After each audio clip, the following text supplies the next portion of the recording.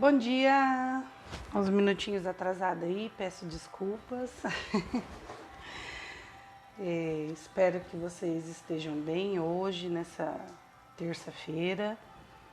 E o devocional de hoje me fez estudar bastante, me fez buscar bastante entendimento. E é por isso que hoje a Rocha vai ensinar entendimento, tá, gente? A gente precisa entender e saber para a gente não sofrer, não passar por nenhum engano, né? Então, assim,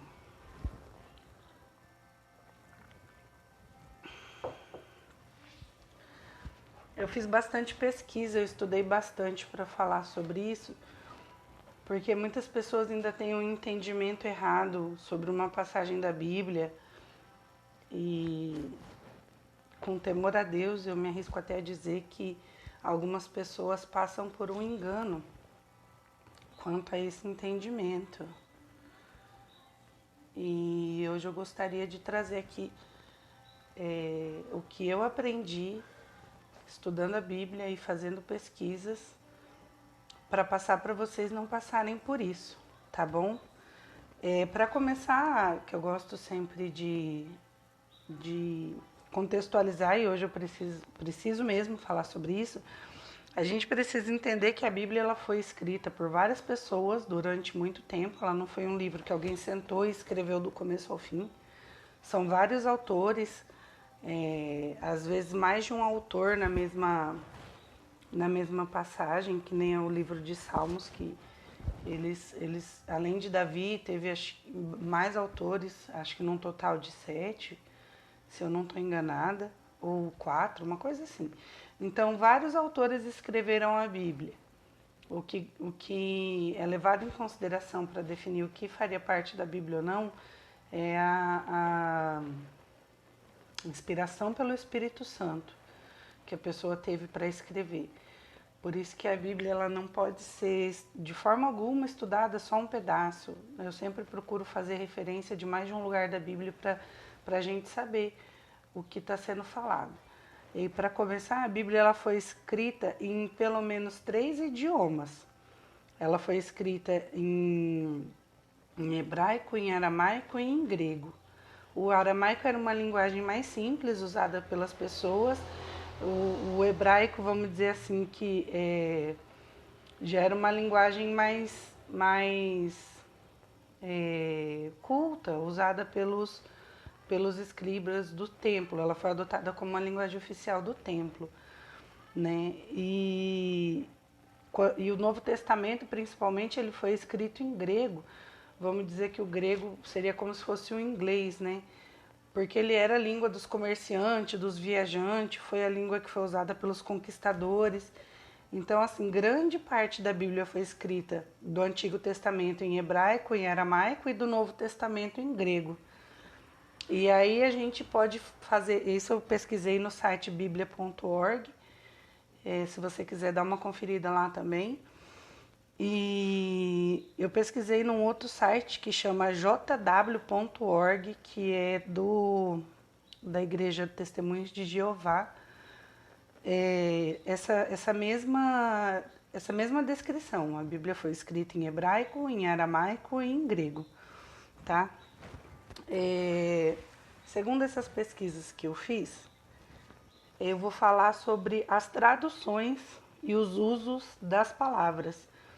No caso, as palavras que eram usadas para falar sobre pedra e rocha, tá?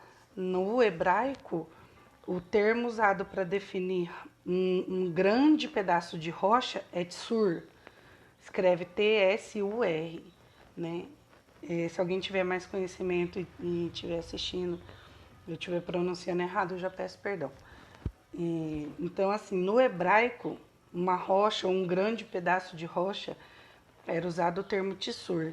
E um rochedo, que era uma parte menor, era usado a palavra selá, né? No grego, tem também duas palavras que eram usadas para definir uma massa de rocha, uma grande parte de rocha, No grego era usada a palavra Petra, que é do gênero feminino, Petra. E para falar de uma palavra pequena, de uma pedra pequena, era usada o termo Petrus, no gênero masculino, como o próprio nome de Pedro, né? Que era Petrus, tem essa diferença. De Petra, que é no gênero feminino, e Petrus. Petra era usada para massa de rocha e foi usada para traduzir rocha.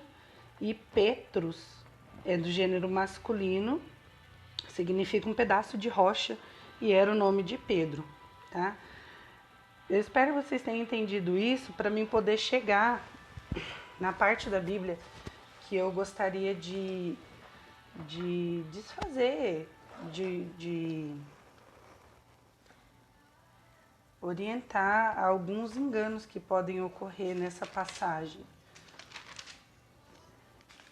Eu vou ler com vocês hoje Mateus 16, o versículo 18. Também eu te digo que tu és Pedro, e sob esta pedra edificarei a minha igreja, e as portas do inferno não prevalecerão contra ela. É simples, não tem segredo.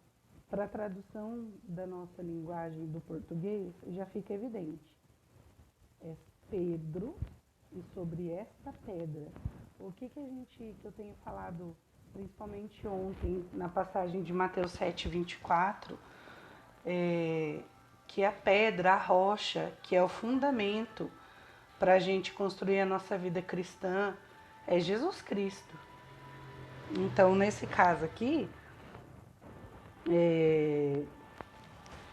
é claro que o fundamento da igreja não seria, a igreja ela não seria erguida sobre Pedro, mas sobre a pedra, a rocha que é Jesus Cristo. Né? Isso é um entendimento muito comum que acontece com algumas doutrinas que podem levar a esse engano, tá? Eu achei também nas minhas pesquisas que existe uma diferença de palavras no aramaico. A palavra para pedra ou para rocha é kifa. E aí o que diferencia é o contexto que ela vai estar escrito. Quando está se referindo ao nome próprio de Pedro, ela é escrita diferente de quando está escrito rocha, referente à pedra. A palavra kifa, quando está se referindo a Pedro, ela vem com o pronome. Ai, Jesus, foi até aula de português hoje, viu, gente? Pelo pronome verbal u, H-U. Então seria o kifa, para falar de Pedro. E quando ela está se referindo à pedra ou à rocha, ela vem antecedida ou precedida, né, do adjetivo feminino ad, seria adkifa, né, para falar sobre a rocha. Então a tradução que foi feita para a língua portuguesa é bastante clara, mas existem algumas bíblias, e se você for pesquisar, como eu pesquisei, várias traduções da Bíblia, todas elas vão te dar esse entendimento de que nessa passagem de Mateus 16, no versículo 18, Jesus está sendo claro quanto a pedra onde seria erguida a igreja era a pedra fundamental, que era a rocha, e não sobre Pedro, né? E aí eu encontrei até alguns outros versículos que fazem referência a desfazer esse engano, né? Fora além da pesquisa que eu fiz de palavra, de contexto, de linguagem, que é onde a gente tem aí esses pronomes todos, essas palavras todas para diferenciar pedra de Pedro, né? A gente falou aí do o kifa, ad kifa, que são em aramaico, Petrus e Petra, que é em grego, o selá e o tissur, que são no hebraico. Dentro da Bíblia mesmo a gente tem referências a essa diferença, né? Na passagem de Efésios no capítulo 2, o versículo 19 até o 22, fala assim: Assim já não sois estrangeiros e peregrinos, mas cidadãos dos santos. Sois da família de Deus, edificados sobre o fundamento dos apóstolos e profetas, sendo esses edificados em Jesus Cristo, a pedra angular, no qual todo edifício bem ajustado cresce para santuário dedicado ao Senhor, no qual também vós, juntamente, estáis sendo edificados para a habitação de Deus no Espírito Santo. O autor aqui é claro. Os apóstolos e os profetas foram edificados em Cristo. E a gente também deve ser edificado em Cristo. A nossa base deve ser Cristo. A rocha é Cristo. Tá bom, gente? E uma outra passagem também do próprio Pedro, que está na primeira carta de Pedro, no capítulo 2, o versículo de 4 a 8. Chegando-vos para ele a pedra que vive, rejeitada, sim pelos homens, para com Deus eleita e preciosa. Também vós mesmo, como pedras que vivem, sois edificado na casa espiritual para ser de sacerdócio santo, a fim de oferecer sacrifícios espirituais agradáveis a Deus por intermédio de Jesus Cristo. Uma outra situação que fica claro nessa passagem de Pedro é que fala que Jesus ele é a pedra angular. Os profetas já haviam falado sobre isso, e Isaías tem, no livro de Salmo tem também. Os profetas já tinham declarado que Jesus ele seria a pedra angular, e essa pedra angular seria rejeitada pelas pessoas, né? E aí continua aqui no versículo 6 de 1 Pedro 2, versículo 6.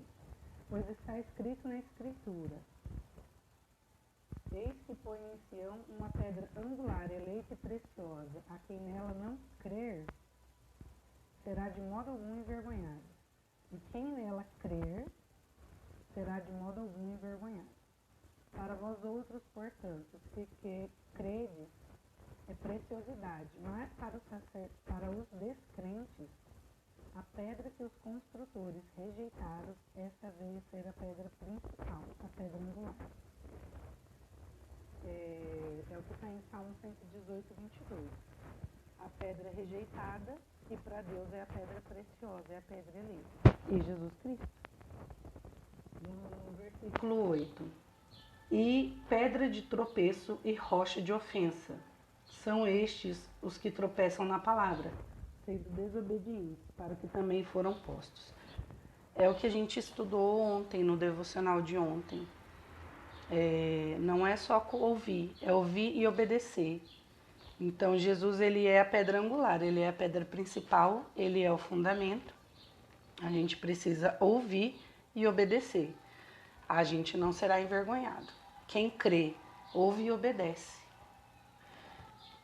A pessoa pode até crer, a pessoa pode até ouvir, mas se ela não obedecer, Jesus vai ser a pedra de tropeço para ela. Porque tem que obedecer o fundamento que é ensinado através de Jesus Cristo. Eu espero que vocês tenham conseguido acompanhar minha raciocínio, porque eu estudei muita coisa para conseguir fazer esse devocional de hoje, né? O que eu quero mais deixar claro aqui hoje é essa passagem de Mateus, onde muita gente se confunde e acha que sobre a igreja, Pedro seria a base da igreja. Não é isso, gente. A base da igreja, a pedra fundamental da igreja, a pedra angular da igreja é Jesus Cristo. Sempre foi, sempre vai ser e não tem como ser outra pessoa, tá? Eu não sei se vocês já viram em algum filme, televisão ou até pessoalmente, quem já teve oportunidade de viajar, existem umas pontes que elas são construídas de pedra e tem um arco. A engenharia da construção dessa ponte é que uma pedra vai sendo encaixada na outra sob um suporte. E a pedra angular, que geralmente ela é uma pedra que vai assim de cunho, né? Ela é uma pedra que é um cone que vai firmar tudo aquilo ali. Depois que ela é encaixada, a ponte não cai mais. Aí o suporte que segura todas as outras pedras pode ser retirado. Mas o que vai segurar essa edificação é a pedra angular. Isso é uma coisa muito engraçada. E até se você pegar na Bíblia, tem várias referências, né, dos apóstolos uma situação que pode ser até um pouco engraçada. Debatendo depois disso, e até mesmo antes dessa passagem que Jesus fala que sobre esta pedra edificarei a minha igreja, alguns apóstolos vão perguntar para Jesus e conversar entre eles, mas quem que é o maior entre a gente? Se Jesus vai morrer, quem que vai ser o líder? Se Jesus vai para o céu, quem que vai ser o líder? E aqui na terra, quem de nós que trabalhar mais, que fazer mais, que vai ser o líder? Né? Não é bem assim. Né? Então, os discípulos discutiam para saber quem que era o maior, e essa passagem tem em Marcos, no capítulo 9, versículo 33, em Lucas, no capítulo 22, versículo 24, em Mateus, no capítulo 18, versículo 1, em Lucas tem de novo depois no capítulo 9, versículo 46, onde os discípulos discutiam para saber quem que era o maior. Em relação a essa pergunta, Jesus deu duas respostas. E nenhuma das duas respostas de Jesus ele falou que ele era o maior. Ele fala, uma das respostas ele fala que quem quiser ser o maior tem que ser aquele que serve. E em relação a isso, Jesus serviu. Jesus lavou os pés dos apóstolos. Jesus serviu o pão. Jesus serviu o vinho na última ceia. E a outra resposta de Jesus é que a gente tem que ser igual criança. A criança ela é inocente, a criança ela é pura de pensamento, a criança confia, a criança acredita.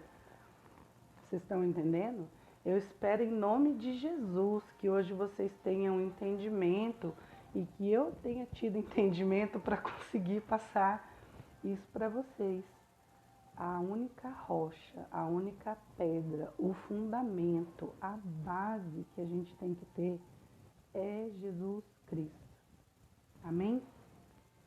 Eu quero fazer uma oração com vocês e concluir esse devocional de hoje, tá bom? E eu espero firmemente que vocês tenham me entendido, e qualquer dúvida, pode me chamar no direct, pode mandar mensagem, comentar no YouTube. Eu vou fazer de tudo possível para esclarecer melhor, tá bom? Senhor Deus, Pai de misericórdia, eu te louvo e eu te glorifico por todo o entendimento que o Senhor tem para nos dar na sua palavra. Em nome de Jesus, Paizinho querido, que nós possamos ter os olhos, os ouvidos, o coração e a mente aberta aos teus ensinamentos. Que o Senhor derrame, Pai, neste momento, uma porção dobrada de entendimento e discernimento sobre cada pessoa que é alcançada por esse vídeo. Para que cada pessoa, Deus, possa ter a iniciativa de pegar a tua Bíblia e ler, de pegar a tua palavra e estudar, de buscar entender o que o Senhor tem para nos ensinar.